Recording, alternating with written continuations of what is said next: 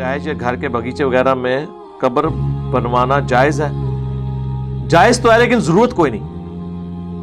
سنت یہی ہے قبرستان میں مسلمانوں کو دفن کیا جائے. نبی علیہ السلام کو جو دفن کیا گیا وہ کل ہماری ویڈیو بھی اپلوڈ ہوئی ہے گنبد خضرا قبر رسول کے بارے میں. وہ تو پروٹوکول ہے کہ ترمذی میں حدیث ہے کہ نبیوں کو اللہ تعالیٰ جہاں پر پسند فرماتا ہے وہاں پہ ان کی روح قبض کرتا ہے, اور وہیں پہ نبی علیہ السلام کی قبر کھودی گئی آپ کی چرپائی کے نیچے.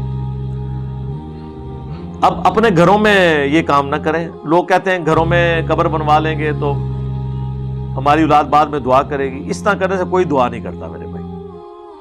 اولاد کی تربیت کریں, دعا آپ کو آٹومیٹکلی پہنچتی رہے گی. دعا نہ بھی انہوں نے کی, اگر تربیت اچھی کی, ان کے ہر نیک عمل کا ثواب آپ کو آٹومیٹکلی پہنچے گا, جو صحیح مسلم میں حدیث ہے. تو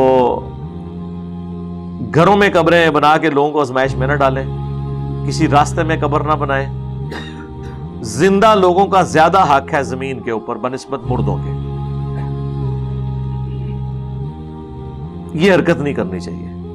کل کو ان کو مکان کی توسیع کرنی پڑ گئی, تیسری نسل میں زیادہ لوگ ہیں, تو پھر وہ کیا کریں گے؟ قبر کو پھر وہ ایک مردہ لاش کے طور پہ سال لے کے چل رہے ہوں گے. تو یہ حرکت بالکل نہ کریں. اور بعض لوگوں نے کی ہوتی ہے حرکت. ہاں یہ کر سکتے ہیں آپ